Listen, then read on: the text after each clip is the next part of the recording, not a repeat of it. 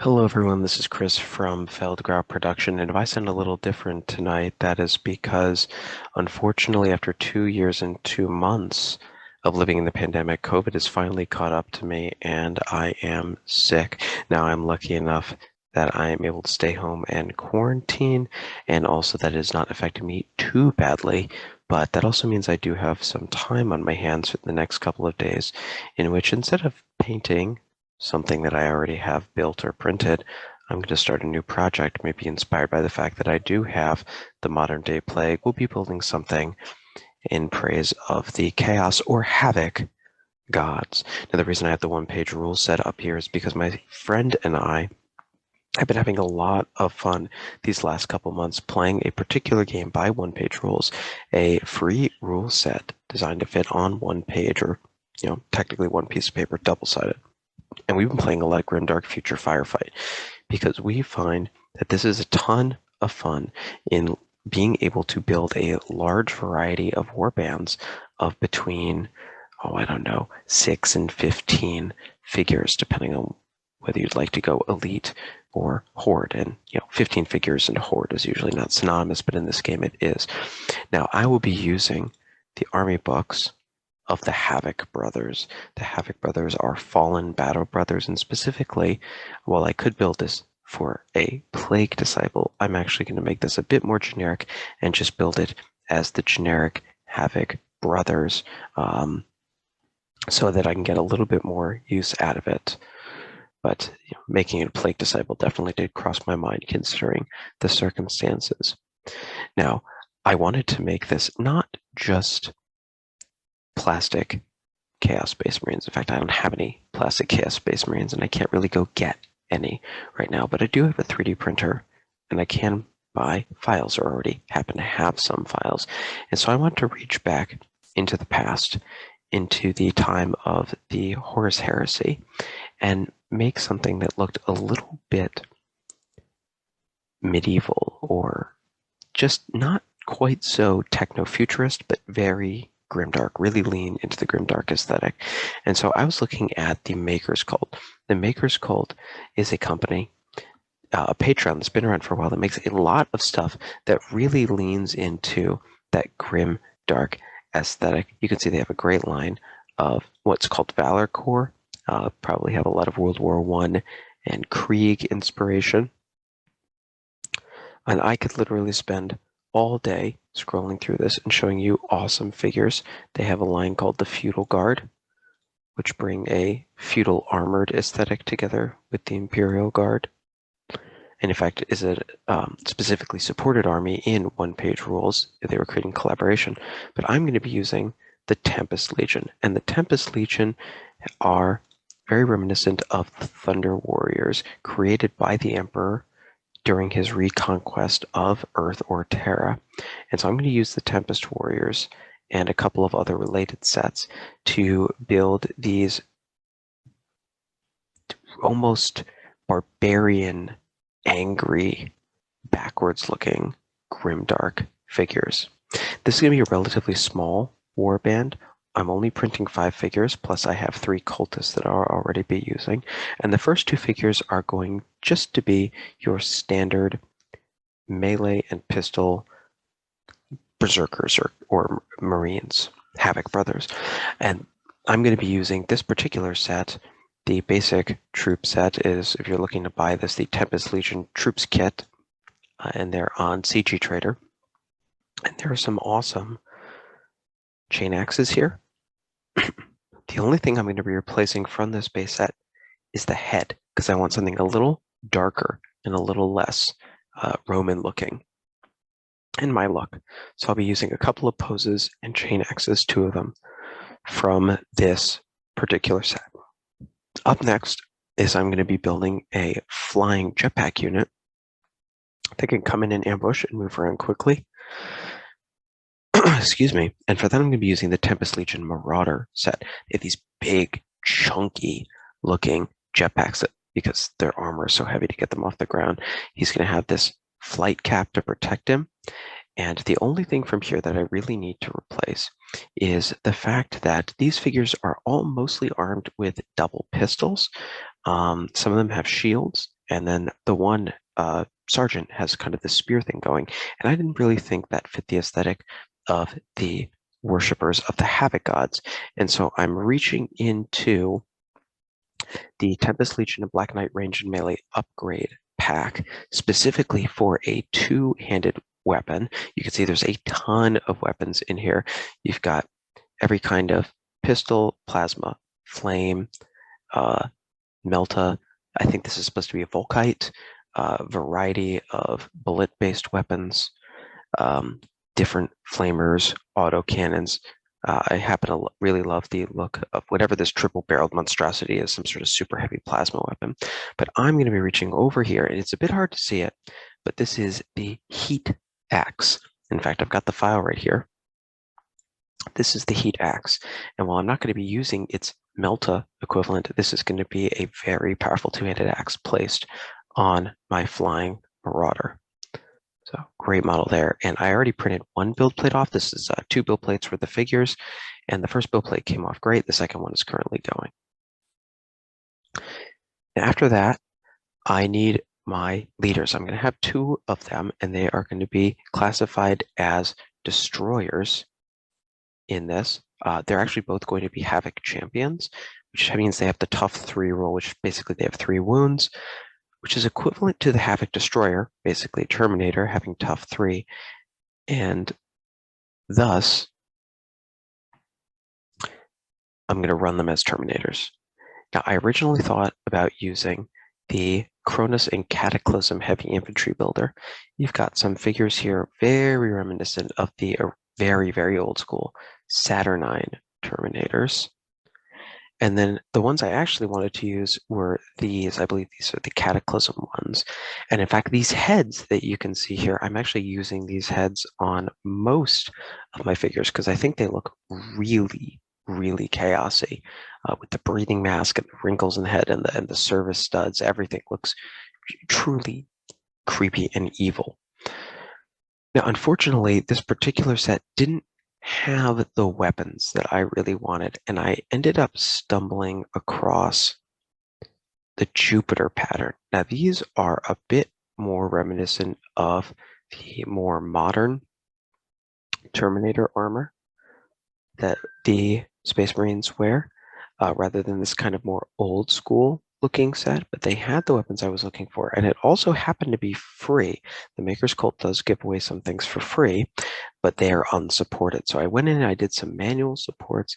I ended up printing 2 of these, and in those, I'll be arming one of them both as a melee attacker, but also as a bit of a healer, and thus I gave him the Apothecary's arm.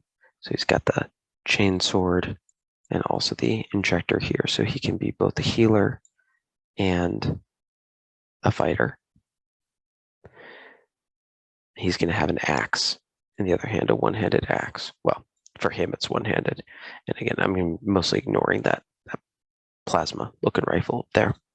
And for the other one, he's just going to be equipped fairly standardly with a pistol and a power fist. And he's going to be just more of my generic leader. So once I get these all printed up, I'll show you what they're going to look like and then how I'm going to paint them. Hi everyone, I'm back after about a day of 3D printing and then priming these black. Now I realize priming these black makes these a little bit difficult to see on camera, but it will all make sense in a moment. I've always had an interest in the World Eaters, whether in their new look in full red, their more modern look, or in their old school Heresy white and blue look. And when Pete the Wargamer put out his video of how to paint the Heresy World Eaters recently, I really enjoyed it, but I wanted to make it a little bit easier for people who do not have an airbrush. And also, just considering I'm a little run down right now, as this is the COVID diaries, I didn't really feel like getting out my airbrush and setting it up and dealing with that. So this is actually going to be a really dirty looking dry brush technique to take care of that. And we, first of all, need to take care of this figure, the fact that we can't see it at all. I'm going to do this dry brushing in 3 different steps. So first we want to take this from black and we're going to cover this 95% in gray. So I'm going to go with neutral gray by Procryl, but any sort of like medium gray will work. I also want to cool this up a little bit. It does start at neutral, but I want it to be a little cool. So I'm mixing a little bit of this gray blue. It does change the color temperature just a little bit so that it is a bit of a lighter gray. Then you're going to want to get a dry brush. The biggest one you can get, this is just some cheap craft makeup brush that I found. Dab that on there and then rub it into the bristles, rub most of that paint off, and then test it on the base rim to see how much we're getting. See, that's probably still a little too much. You can always put more on. Taking it off, that's a problem. All right, that should be okay. This is our first pass. Don't worry about getting it on the face. Don't worry about getting it on the weapons. We're primarily trying to get on the armor, but don't worry about avoiding things. In fact, we do specifically want to get the shoulder pads and the backpack, even though these are not going to stay white, which is eventually the color we're going to work our way up to. So we want to cover the most of the armor. Still probably a little too much paint on here. But that's not the end of the world because we're going to be covering most of this up. Don't worry if you can't get into the crevices back there. This is going to be a very grungy, shadowed look. We're also going to switch down to a smaller dry brush eventually so we can work into some of those details a little bit more. If I'm hitting the camera with this dry brush, I apologize. And make sure you get those shoulder pads. These shoulder pads by the Maker's Cult are awesome because they have so many raised details and rivets that we're going to highlight.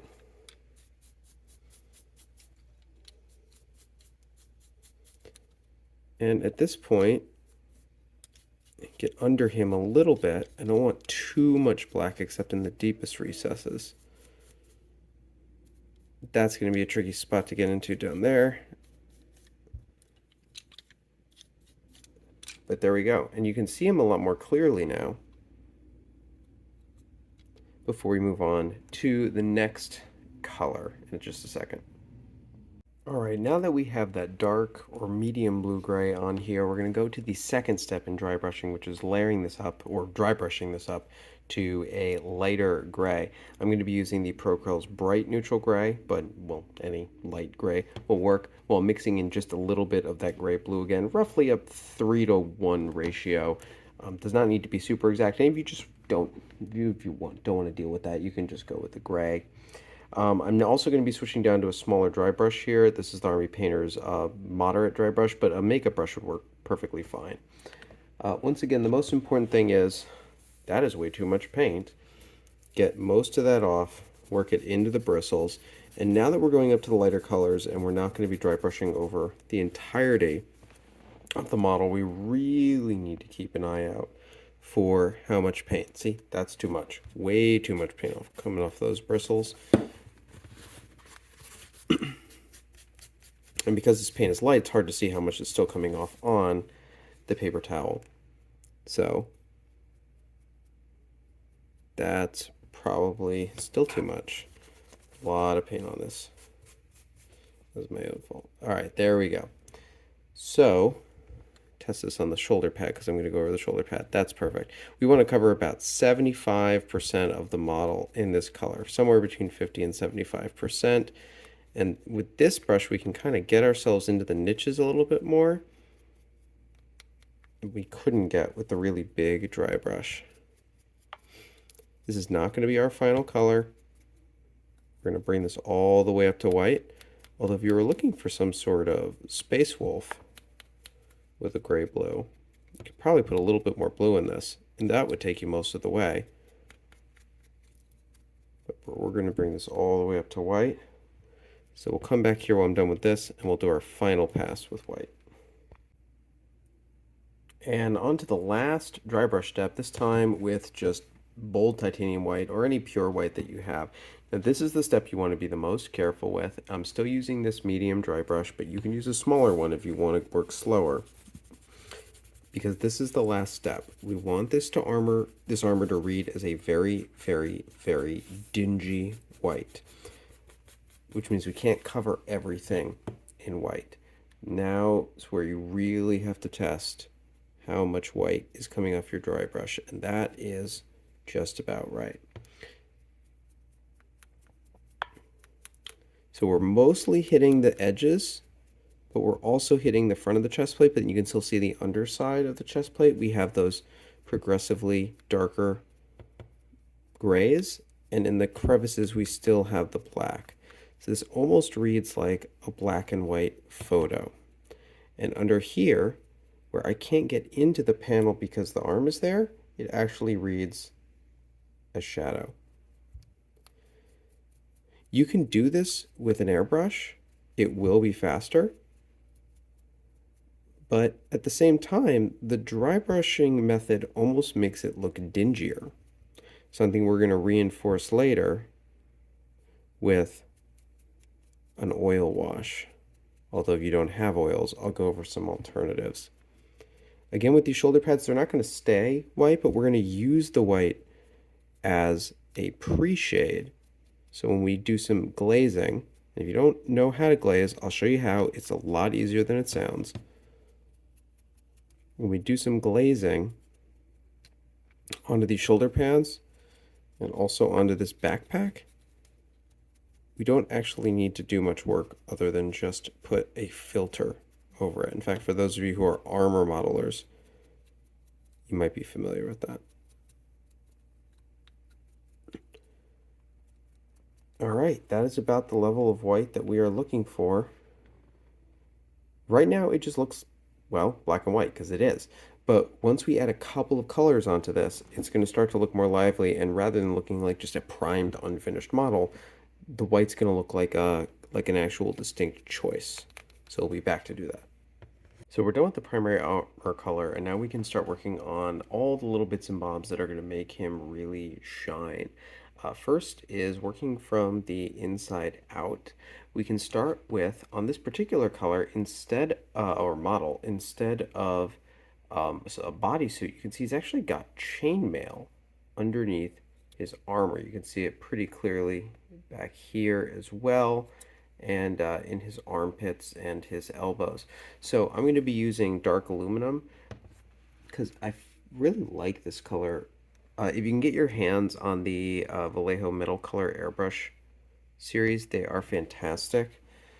They are for airbrush, and so they're very thin, but they're just, I think, the highest quality metal paints you can get. And then I like to actually mix them into one of my other metal paints because they tend to be a little runny. And so if I use them to thin one of my other metal paints that I don't like as much, I can get a combination of the thicker metal paint that's easier to brush on, but the coverage and quality of the Vallejo. I'm trying to go very grimdark on this figure. So if you look at this color, you'll notice it's actually got a little bit of tarnish or brown in it. But if you want to just go with the traditional gunmetal, that's fine too. We will be hitting this with a wash later, so it can get a bit dingy later on. There's a lot of other details around this figure, including the chain axe, little bits on the gun, and his tubing I'm going to be doing as metallic as well. After that, we'll start addressing some of the blue that I've been mentioning. Now we're going to attack the primary, well, I guess secondary color of this figure, and that is going to be in the inspiration of the pre-Heresy or Heresy World Eaters blue. I will be using the aptly named Blue by Procryl, but there's a lot of different blues out there that you can use. Excuse me. And because I have this nice gradient built up through the dry brushing, I can take advantage of that through a bit of glazing. Now, if you've never done glazing, what you do is you take your color, and then you can either add glaze medium. I happen to have some glaze medium here by Vallejo, but you absolutely do not need to use glaze medium. You can just use water. Water's totally fine. You just keep adding it until essentially what you've created is an incredibly watered down version of your paint. Then you take the paint, and there's way too much on this. You wick it off onto a paper towel so that you're not flooding the miniature. And what you're doing then, if you're an armor model, you're probably familiar with this, is a filter. You've created a blue filter. So we can now go on to the shoulder pad And you can see all that dry brushing work is still in there. Now, the one problem with glazing is that because we're glazing over black, white, and gray, it's going to be a rather desaturated blue. How saturated you want this to be is up to you. The more layers you do, the more saturated it will be, the more you'll get that glazed color, in my case blue. But also, you'll be covering up your pre-shading work from the dry brushing. So I'm going to be doing 2 coats. I want to at least get a second coat on there, because if I only do the 1 coat, then when I go in with the wash later on, I'm going to lose a lot of that detail. I'm going to avoid the little decorative edge here now because we're going to do that in a metallic later. But I'm going to do the shoulder pauldrons in blue. I'm going to do one of the knees in blue. And on some of these other figures, like this Jetpack guy, I'm going to do the middle portion of his jetpack in blue, which might take a little while with the glazing. But then we'll come back, we'll do some of the other trim bits in a nice bronzy gold. Now it's time to work on the trim. Now some of the figures, like this particular relatively basic Marine, only have trim on the shoulder pads right here. Of course, you could really choose anything to be the trim color. If you want to do some random armor plates, maybe down along the feet, you could certainly do so, but I want to keep them relatively unadorned. While other figures, like this Terminator, is going to have a lot of trim. All the lightning bolts, the trim around the legs, the eagle insignia in the middle, of course the shoulder pads. So there's, depending on what figure you have, there's a lot or a little trim. Now I have mixed up roughly a 50-50 mix of Vallejo's bronze and Vallejo's metal color gold to give me a light bronze color that will be darkened down once I use the eventual wash. Now make sure that you use your metallics brush. You do not want metallic flakes in your good brushes, or else they won't be your good brushes for very long.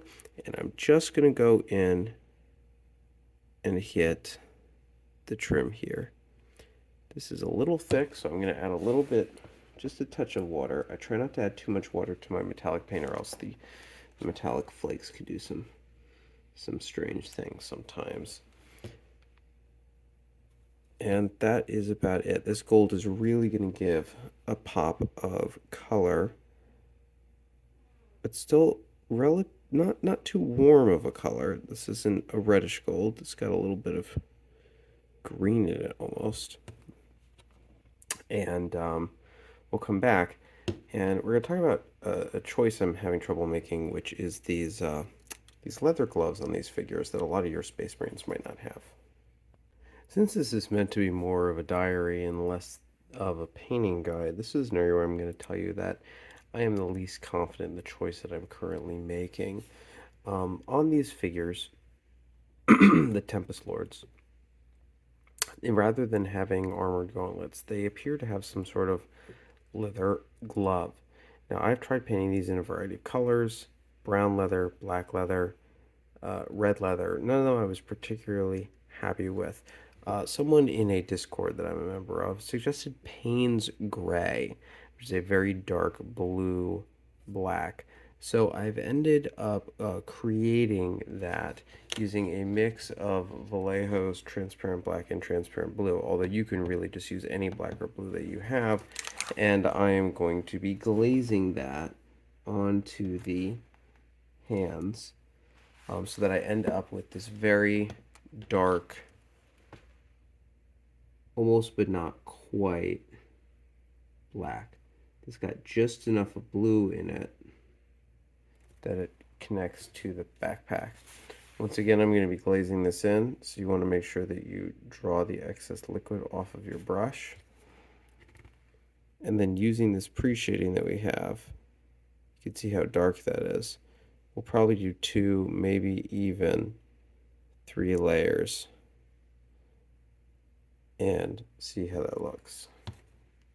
Good morning, everyone. Welcome to day 3 of the quarantine diaries. We've got most of the armor done on this, and we're still working on a couple of things.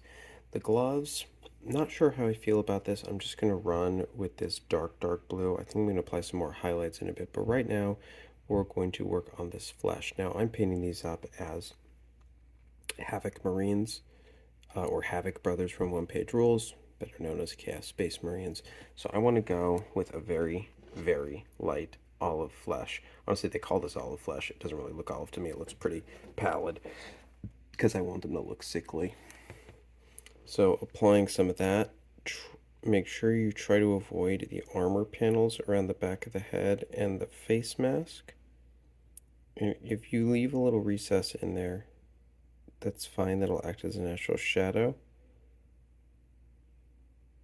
Once we apply the wash, he's going to look really pale and sickly and gross. And then we can go with some highlights after the wash. In addition to that, I'm going to start base coating all of his weapons in a dark neutral gray. I'm not going to give this too many metallics other than the parts that we've already done, like the gun barrel and the teeth here. And I also applied, there's some tubing and little vents up here in his power pack. So these are going to be mostly a non-metallic color with just a couple of highlights. We're almost at the end here, just a couple more things to do, so I'll come back after all these base coats are done. Continuing on with doing the accessories, I'm taking neutral gray and I'm going to layer that up on top of the highlights and edges of anything that I painted in the dark neutral gray. So for example, on his pistol here, I'm going to be hitting the edge of the magazine, these little ridges here, and the edges, and so on. Now for the gloves, they've come out a little darker than I want, so I think I'm going to try to paint them up as a scratchy blue-black leather. For that, I've actually taken the same neutral gray, and I've mixed in a little bit of that blue-black transparent that I had before, but any dark blue would work. And while I've ended up with a color that looks very similar to what's on here, it's got a little bit of blue on it, and I'm going to do this one up brighter with some light blue. Too much paint on that brush.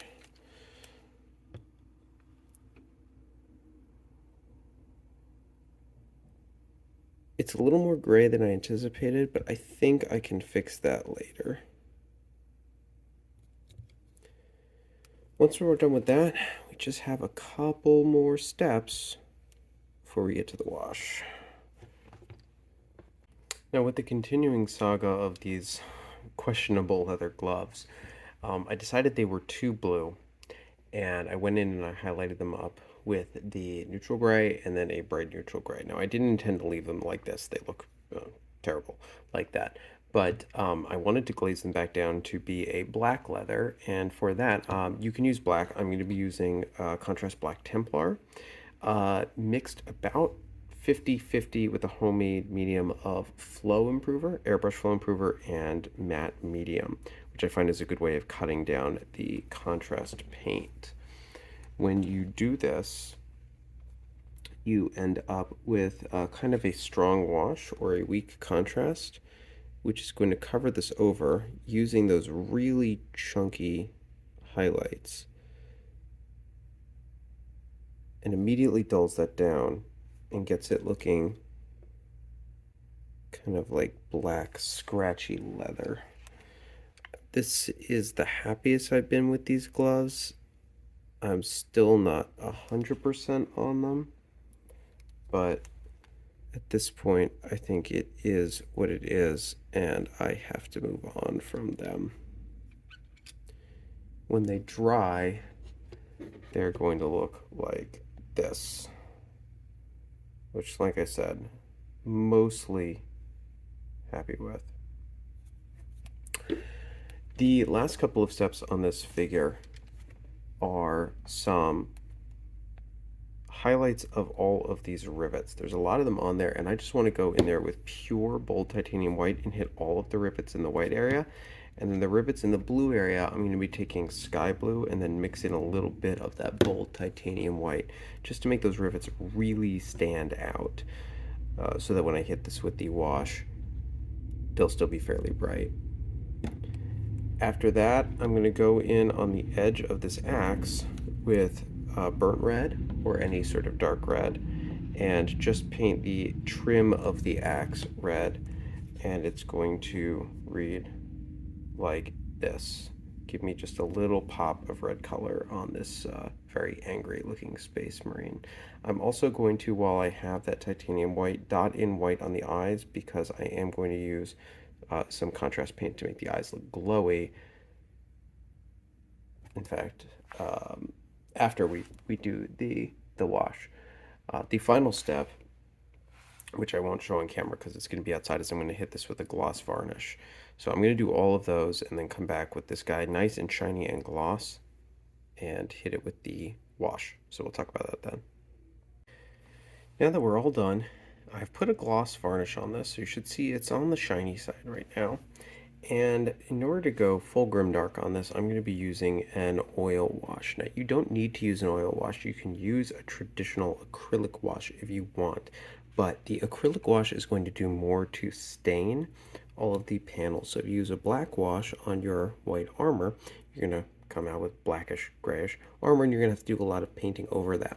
With the oil wash, we can remove the oil wash using odorless mineral spirits or thinner. So I'm going to be using roughly a 50-50 mix of black and burnt umber. I would also recommend when you're going with with oil washes, go with the more expensive paints than the cheaper paints. They have more finely ground powder pigment, and the cheaper paints that you can get at the craft store, they tend to come out a little grainy looking. So spend the money on your two colors, lamp black and burnt umber, because 99% of the time the oils you're going to use are these, and these will last you about forever.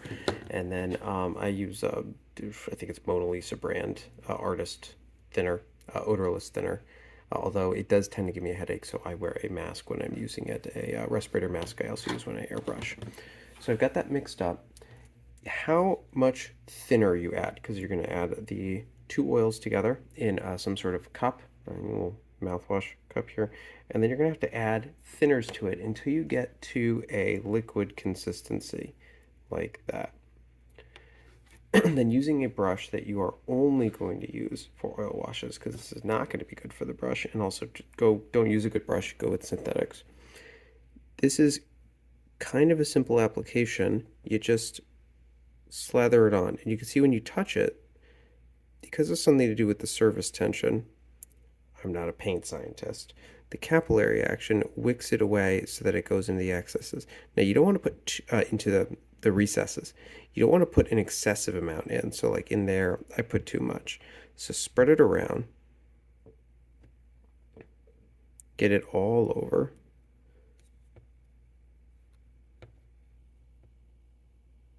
And then we're going to leave it to dry for about 10 minutes. Because the thing about oil washes is you can erase an oil wash back to practically 0.0 with the odorless mineral spirits we use to thin down the oil paint.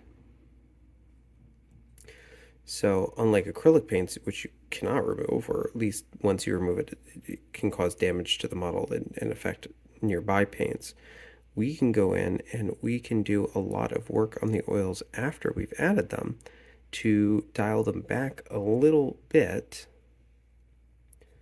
if we got oils in places excessively.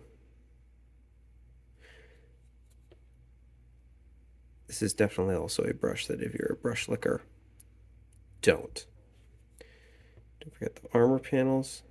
It's really going to go into the recesses.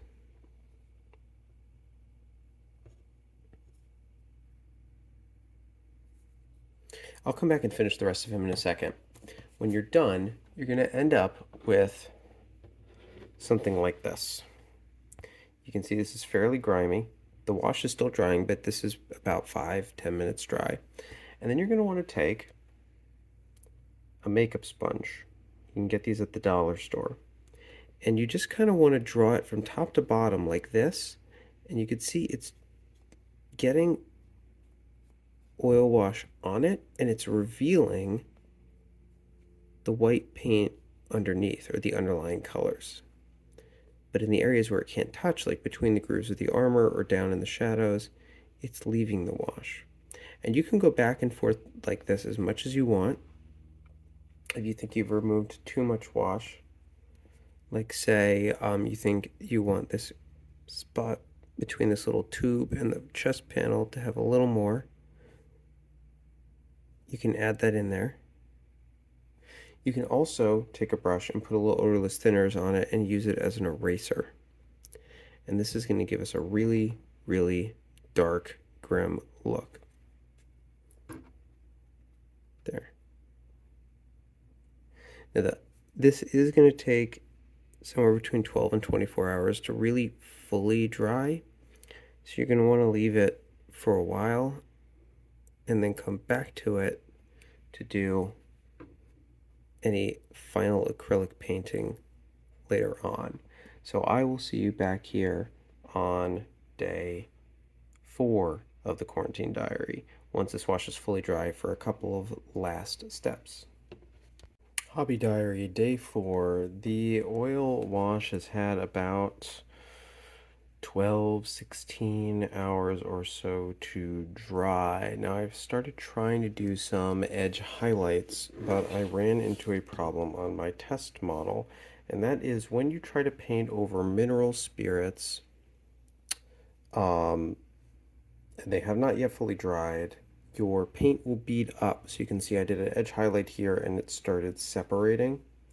Now that can actually give you kind of a cool effect where it looks like you've got scratch marks on it, but I'm going to give this at least until the afternoon to fully dry. Now one thing I did do is I did a wash on the skin, which I think worked out fairly well because I got rid of most of the mineral spirits on the skin, and he looks disgustingly sick and pallid. So the wash that I used here is I took a roughly 50-50 mix of flesh wash for a little bit of brownish red and then blue tone and mixed these together. And then I mixed in a you could either use the Army Painter Quick Shade wash medium. You could use water if you wanted. I've been experimenting with a homemade medium. This is half matte medium and half airbrush flow improver. And it's basically a replacement for the wash mixing medium, but I've just been experimenting with that. So it's about 1 part flesh wash, 1 part blue tone, and 2 parts whatever medium you decide to use. And literally just glob this all over the face, trying to not let it settle too much in any one flat area.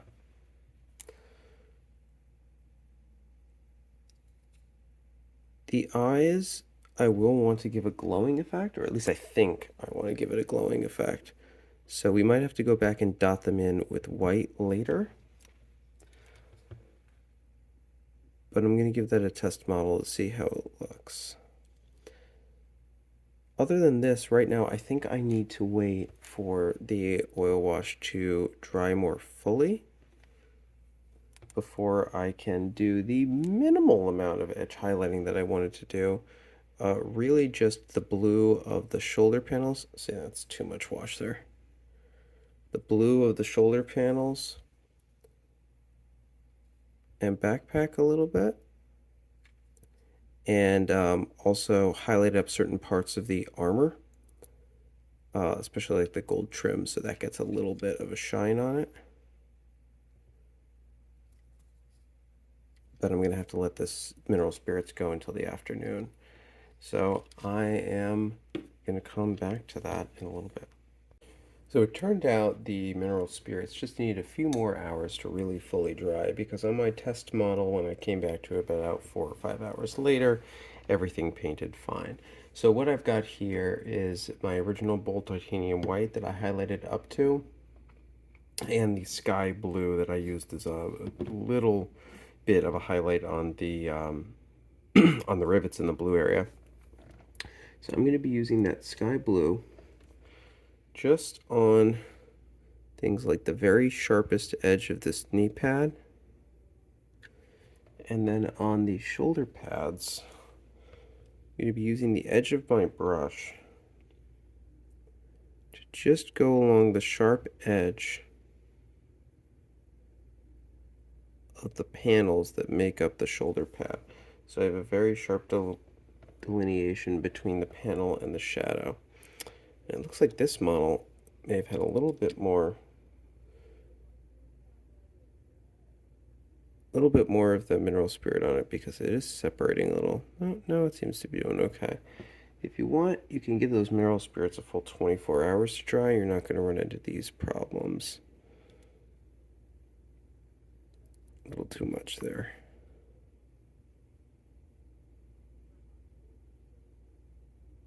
Now for the white, I don't want to put too much pure white on this because then it's going to read as cleaner than I want it to. But I'm just going to accentuate some of the sharpest, most upraised points on the model. So for an example, the very edge of this sharp knee pad, the top of his little belt protector thing, along the edge too. If there's any rivets that you missed or that you think aren't bright enough at this point, you can go back to them. And then also on the head, just as thin a line as I can here. And then I'm going to hit the edges of the ventilation area as well.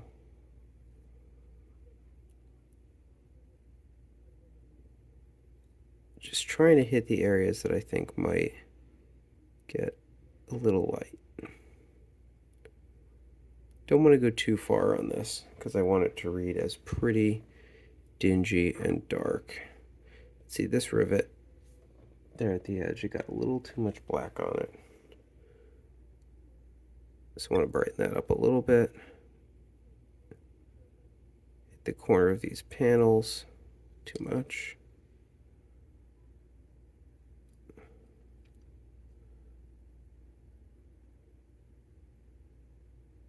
A little bit of artist choice on where the white goes there. Edge of this elbow pad. And I think that call it. I'm going to finish the white and the blue on the other figures. And then think about the metallics, the skin, and yes, the eyes. I want to dot those eyes. These have sculpted in eyes. You could just leave them in shadow, but I want to give them an evil glow. So I'm going to dot in those eyes.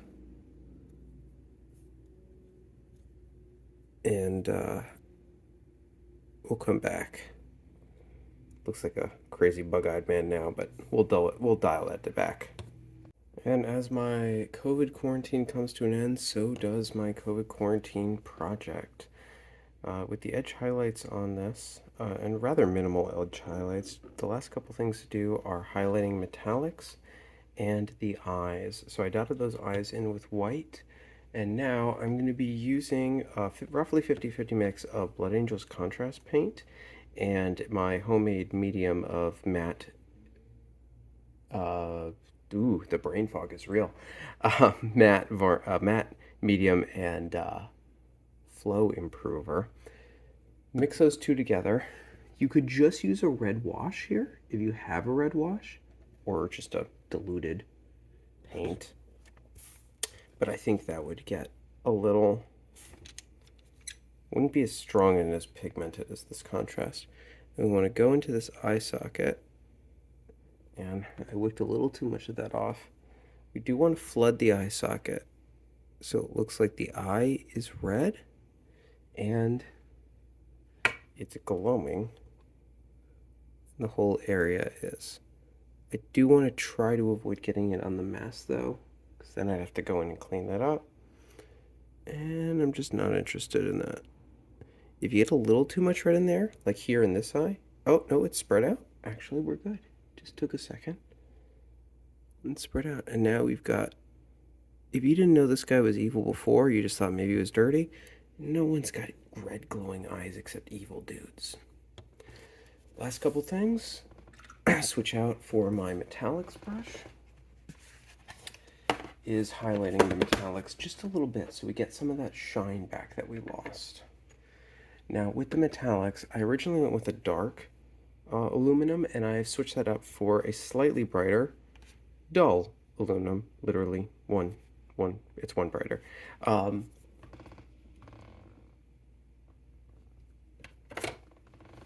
so take our dull aluminum, and on the tip of the gun barrel here, just a little dab on the top. I'm not going to try to highlight that little rail thing there because madness is down that path. But then this little ventilator thing on his power axe or his chain axe. Just try to get the fins. I probably wouldn't even need to do this if I'd used a lighter metallic color to start with. But gold, last color. Then the glamour shots. Oh, and before people ask, I just painted the base, whatever bright silver I have, and then I apply a homemade black wash over that. Well, this one has a lot of skulls on it. Most of them don't. They're just kind of 3D printed base toppers. For the gold, I'm using my same mix of gold and bronze, but a little more on the gold side than the bronze. Originally, this was maybe 2 drops bronze to 1 drop gold. Now it's more of a 50-50 or slightly heavier on the gold side. And I'm just going to go in on the pauldrons and just the very raised parts. Hit with that gold. Bring back a little shine. Especially because I'm going to matte medium this, and that can dull the shine down a little bit. I might satin it. I don't have a satin wash though. And that's it. The dark gentleman is done.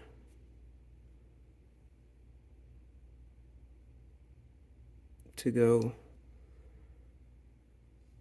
worship the blood god or the plague god, whichever god. It's kind of generic. Definitely some sort of dark god though. I'll finish this base, take some glamour shots, everyone. 5 days later, my quarantine's over. My COVID's feeling much better. Thank you for coming along on this journey with me. I know it's been a little bit rambling. It's just kind of inspired to do something a little different here. And ignore all the other projects I have going on.